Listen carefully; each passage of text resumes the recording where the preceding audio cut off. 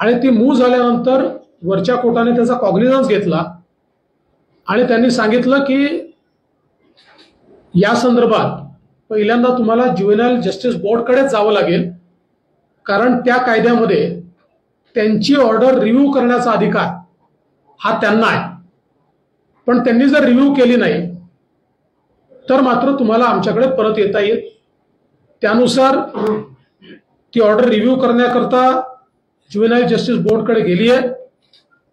कदाचित आज किंवा उद्या त्याच्यावर ज्युव्हेनाइल जस्टिस बोर्डचं जी काही रिव्हिजन मधली ऑर्डर आहे ती अपेक्षित आहे. मला असं वाटतं की वरच्या कोर्टाचा व्ह्यू बघता मोस्ट प्रोबेबली ते योग्य ऑर्डर देतील, पण त्यांनी जर दिली नाही तर वरच्या कोर्टात निश्चितपणे पुन्हा पोलीस जातील आणि पोलिसांनी ठरवलं आहे की अशा प्रकारे कोणालाही दारू पिऊन आणि बिना नंबरची गाडी चालवत कोणाला मारण्याचा अधिकार नाही आहे. त्यामुळे या प्रकरणामध्ये जिथपर्यंत जावं लागेल तिथपर्यंत जाण्याची पोलिसांची मनीषा आहे.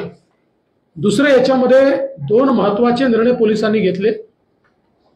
एक तर ज्यांनी अंडर एजला दारू सर्व्ह केली, मला असं वाटतं की पहिल्यांदाच त्यांच्यावर ऍक्शन झाली आहे.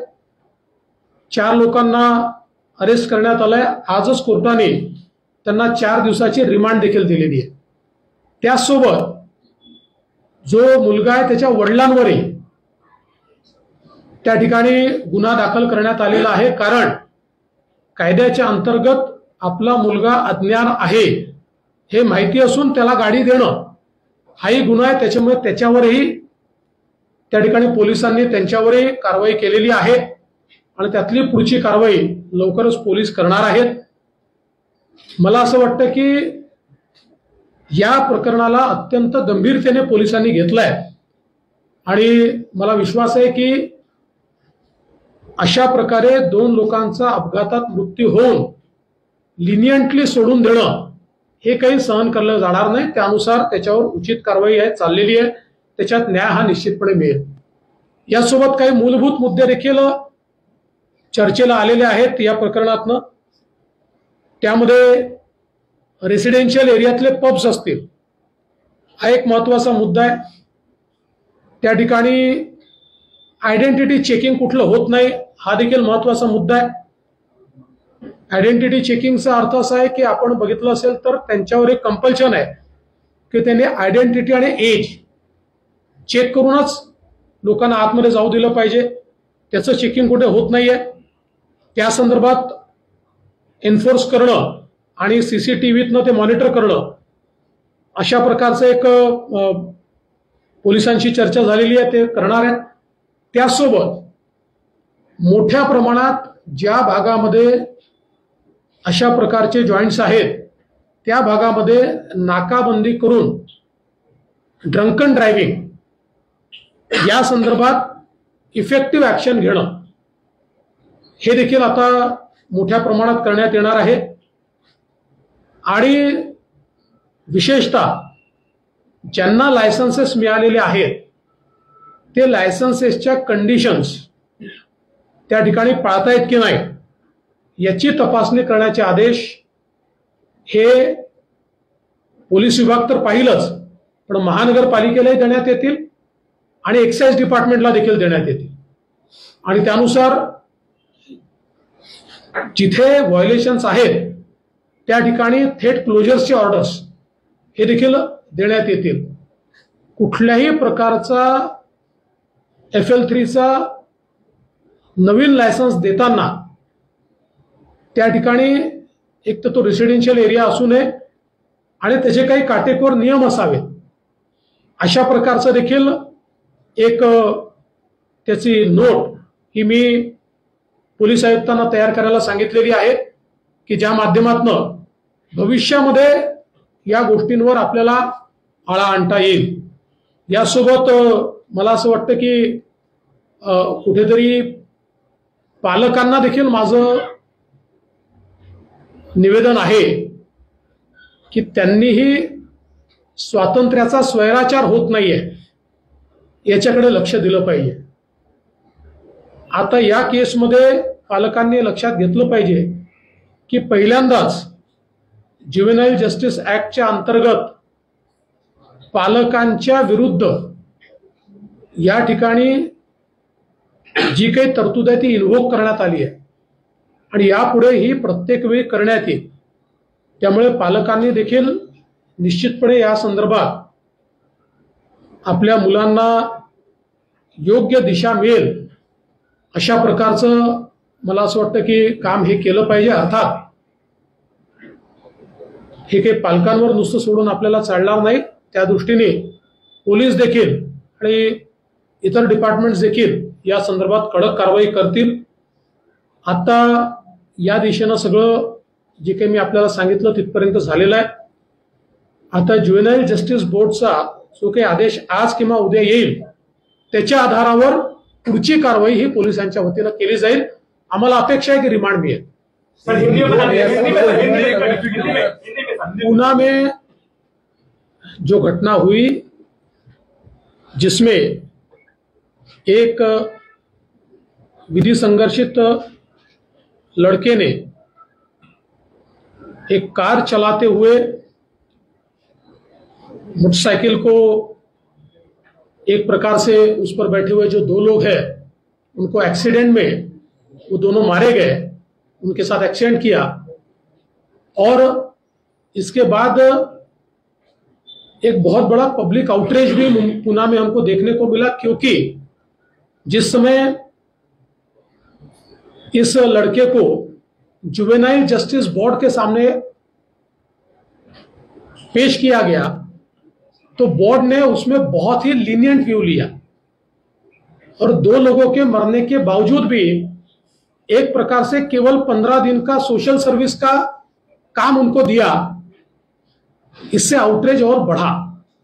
मूल रूप से अगर हम इसको देखें तो पुलिस ने जो एप्लीकेशन मूव की है उस एप्लीकेशन में बहुत साफ शब्दों में कहा है कि ये लड़का 17 साल 8 महीने का है.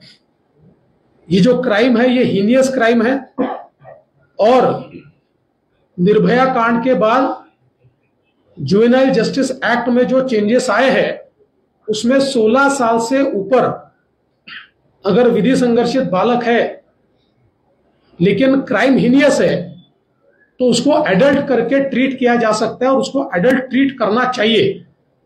इस प्रकार की एप्लीकेशन मूव की थी. उस एप्लीकेशन को सीन एंड फाइल ऐसा जुवेनाइल जस्टिस बोर्ड ने किया और जो रिमांड की एप्लीकेशन दी थी उस एप्लीकेशन पे ये एक बहुत ही आश्चर्यजनक इस प्रकार का आदेश पारित किया कि मात्र 15 दिनों के लिए वो सोशल सर्विस करे, वो ऐसे लिखे, वो डी एडिक्शन करे. इसके बाद पुलिस ऊपर के कोर्ट में गई थी. ऊपर के कोर्ट ने इसका सीरियस कॉग्निजेंस लिया और ऊपर के कोर्ट ने कहा कि जुवेनाइल जस्टिस एक्ट में इसको रिव्यू करने का अधिकार उनको है. आप रिवीजन एप्लीकेशन वहां फाइल कीजिए और अगर आपको न्याय नहीं मिलता तो आप वापस हमारे पास आइए. उस प्रकार से रिवीजन एप्लीकेशन पुलिस ने फाइल की है. उस पर सुनवाई चल रही है. शायद आज या कल में उस पर सुनवाई पूरी होगी. लेकिन वहां पर अगर न्याय नहीं मिला तो पुलिस जितना ऊपर जाना पड़े पर इस मामले में निश्चित रूप से जब तक न्याय नहीं मिलता तब तक पुलिस कोर्ट के सारे दरवाजे या सारे रास्ते टटोलते रहेगी. साथ में पुलिस ने इस मामले में जो जिन्होंने लिकर सर्व की है, जो रेस्टोरेंट के लोग हैं, मालिक है, उन लोगों के ऊपर भी कार्रवाई की है. पहली बार इस प्रकार की कार्रवाई हुई है. उनको 4 दिन का पीसीआर मिला है और ये जो बालक है इसके जो पिताजी है उनके ऊपर भी एफआईआर की गई है. क्योंकि अपना बेटा ड्राइविंग एज से कम होता है ये पता होते हुए भी उन्होंने उसको गाड़ी दी है, इसलिए उनके ऊपर भी कार्रवाई यहां पर की गई है. इसके साथ साथ लॉन्ग टर्म में ऐसी चीजें न हो इस दृष्टि से रेसिडेंशियल एरियाज में जो पब्स है इसको रेगुलेट करना, इसको रिकंसिडर करना, इस बारे में भी कोई पॉलिसी तैयार करने का विचार चल रहा है। साथ में यहां पर लाइसेंसेस जो इशू हुए उसके नियमों का पालन होता है या नहीं, पुलिस विभाग, एक्साइज विभाग और महानगर पालिका, इनको भी आदेश दिए जा रहे हैं कि वे लोग इसके बारे में पूरी तफ्तीश करें और जहां पर वायलेशन है वहां पर क्लोजर का ऑर्डर दे। साथ साथ ये जो सारे इलाके हैं इनमें बड़े पैमाने पर नाकाबंदी करते हुए और ड्रंकन ड्राइविंग की टेस्ट लेकर और उनको रोकने के लिए एक व्यवस्था बनाने का भी प्रयास ये पुलिस की ओर से किया जाएगा। साथ ही में यह जरूरी है कि जो लोग बार में जाते हैं या इस प्रकार के पब में जाते हैं उनके पास लीगल एज है या नहीं, इसका कोई ना कोई डॉक्यूमेंट ये चेक किया जाना चाहिए। ये होता नहीं है, इसको चेक करने के आदेश भी दिए जा रहे हैं और उनको ये कहा जाएगा कि बाहर सीसीटीवी लगाकर उसको चेक किया जाएगा ताकि कभी भी पुलिस या कोई भी विभाग, एक्साइज विभाग, ये चेक कर पाएगा कि इस प्रकार से उन्होंने किया है या नहीं किया है। और साथ में यह भी प्रयास होगा कि इस प्रकार की घटनाएं न हो, इस दृष्टि से लॉन्ग टर्म हम लोग कोई व्यवस्थाएं वहां पर कायम करें। मुझे ऐसा लगता है कि यह घटना बहुत ही दर्दनाक है और इस घटना में पुलिस ने 304 अप्लाई किया है, 304A ने। ये हीनियस क्राइम के रूप में पुलिस इसको ट्रीट कर रही है और in the first application itself, यानी कोई आफ्टर थॉट है इस प्रकार से नहीं, in their first application police ने 304 ही इसमें लगाया हुआ है।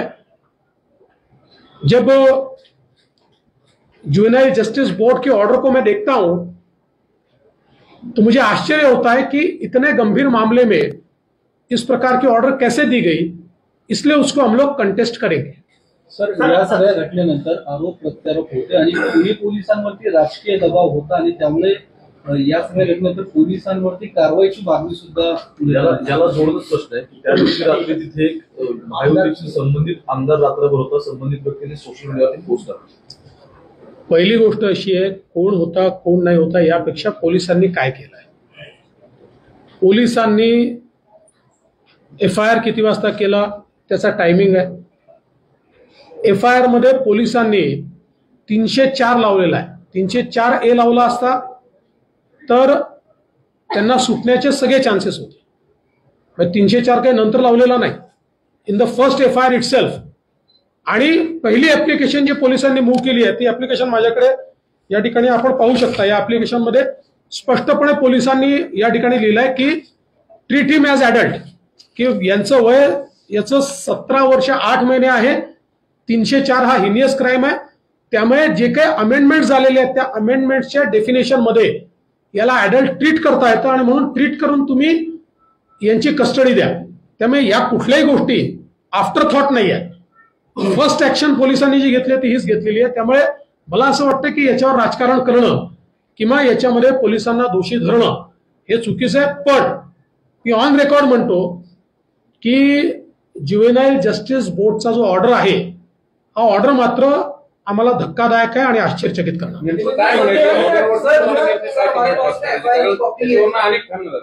अनेक अर्थ निघतात त्याचे की भाई कोर्टात कुठं काही माल हे झाले का माल प्रॅक्टिस झाली तर पुन्हा कोर्ट ऑफ कंट्रोल म्हणून कोणी काही बोलत नाही। कोणी असं आहे की या संदर्भात मी आज एवढंच बोलू शकतो की हा ऑर्डर आम्हाला आश्चर्यचकित करणारा आहे, हा ऑर्डर धक्कादायक आहे।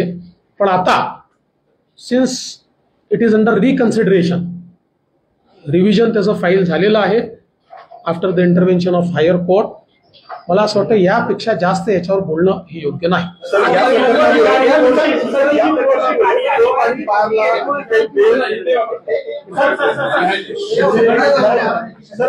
या जे पब्लिक आउटरीच इतकं आहे, स्थानिक लोकांचं असं म्हणणं आहे की बारला जी काही वेळ वाढवून दिलेली आहे, तर याबद्दल सरकार काही पुनर्विचार करेल का? आणि परवानगी देताना अगदी पार्किंग स्पेस आहे तिथे कोणी बार सुरू करू शकतं किंवा पब सुरू करू शकतं, तर याबद्दल जे काही नियम आहेत तर ते पुन्हा काही पुनर्विचार त्याचा होईल का? वेळेच्या संदर्भात मी पोलीस विभागाला सांगितलेलं आहे की पोलीस विभागाने या संदर्भात आपला अहवाल सादर करावा आणि पोलिसांना हे देखील सांगितलेलं आहे की महानगरपालिकेला त्यांनी ऑफिशियली, त्यांनी मला काही पत्रावर दाखवलं, यांनी काही गोष्टी कळवल्या आहेत, पण ऑफिशियली महानगरपालिकेला पोलिसांनी कळवावं आणि या ठिकाणी कुठे कुठे व्हायोलेशन्स आहेत, जे काही लायसन्स देताना कंप्लायन्सेस केले आहेत ते कंप्लायन्सेस नंतर बाजूला केले जातात आणि त्या स्पेसेस सगळ्या यूज केल्या जातात, चुकीच्या पद्धतीने यूज केल्या जातात. त्यामुळे या संदर्भात महानगरपालिकेला ऑफिशियली पोलीस विभागाकडनं कळवण्यात येईल आणि महानगरपालिकेला सांगण्यात येईल की त्यांनी याचं पूर्ण याची पडताळणी करावी. अपघाताची पोर्शे कार आहे ती नंबर प्लेट होती, आता अशी माहिती की तिची नोंदणी झाली नव्हती तरी सुद्धा ती रस्त्यावर आली. ही गाडी महाराष्ट्रामध्ये परराज्यातून आली, मुंबईतल्या एका शोरूमला गेली, पुण्यामध्ये त्याचे गाडीचे कागदपत्र जमा झाले, 40 लाख रुपये साधारण त्याचा टॅक्स पेंडिंग आहे. त्या आरटीओ कार्यालयानं त्याची पाहणी पण केली, पण त्याचं पुढं टॅक्स भरला नाही. तरी ही गाडी 20 मार्च पासून कालच्या 20 तारखेपर्यंत पुण्यामध्ये फिरली. ही बाब आरटीओचं ह्याच्यामध्ये हे काहीच नाही. ही बाब सत्य आहे. ही गाडी बंगलोरला विकत घेण्यात आलेली आहे. बंगलोरहून तिकडे आली. इकडे आल्यानंतर त्या संदर्भात त्यांच्याकडे काही कालावधी असतो, ज्या कालावधीमध्ये त्यांना ते रजिस्ट्रेशन करायचं असतं. त्यानुसार आत्ता जी प्राथमिक माहिती आहे त्या माहितीनुसार आरटीओचं इन्स्पेक्शन झालेलं आहे. ते इन्स्पेक्शन नंतर जो टॅक्स भरायचा असतो आणि नंबर प्लेट घ्यायची असते तो टॅक्स भरलेला नाही. त्याही संदर्भात कुठलं व्हायोलेशन असेल तर वेगळा FIR दाखल केला जाईल. एक्साइज डिपार्टमेंटची जबाबदारी नाही का? कारण फक्त पुरुषांवर ढकललं जातं. तर एक्साइजची पण म्हणून FIR की कॉपी हमारे पास में 8:13 19 तारीख को FIR फाइल हुई, लेकिन इसमें 304A है.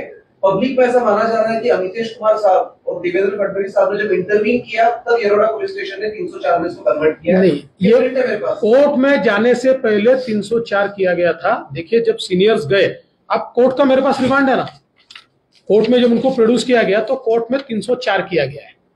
इसलिए जब सीनियर्स गए और सीनियर्स ने वहां पर जाकर कोर्ट में जाने से पहले इंटरवेंशन किया, उसको 304 ही किया है. कोर्ट में 304A नहीं गया, कोर्ट में 304 ही गया. विपक्ष आरोप लगा रहा है, विपक्ष ये आरोप लगा रहा है कि इस मामले को लेकर पुणे पुलिस ने लापरवाही बरती. जब प्रेशर बना तब जाके कार्रवाई किया, और प्रेशर बना है कि बिल्डर था, पॉलिटिकल दबाव था. क्योंकि शुरू से देखिए मैं पहले बहुत साफ शब्दों में कहता हूं, इसमें आप अगर टाइमिंग देखें तो आपके ध्यान में आएगा सही वक्त पर FIR दाखिल हुआ. FIR दाखिल होने के बाद जब सीनियर्स ने इंटरवेंशन किया और सीनियर्स ने कहा कि 304A ये तो एक प्रकार से उनको नेग्लिजेंस का फायदा मिलेगा, इसमें तो क्लियर कट ये दिख रहा है क्या घटनाएं हुई है. इसलिए जब उनको कोर्ट में प्रोड्यूस किया गया उस समय 304 ही लगाया गया. कोई नेग्लिजेंस इसमें नहीं है, कोई दबाव नहीं है. और मैंने तो इतना ही नहीं, CP साहब को ये कहा है, एक ACP को हमने पूरा जितना समय वो पुलिस स्टेशन में वो लोग थे उस पूरे समय का CCTV फुटेज देखने को कहा है. इसमें अगर कोई दबाव डाल रहा है, उनको कोई अलग से मदद की गई है, ऐसी कोई भी चीज होगी तो उसके ऊपर कार्रवाई की जाएगी.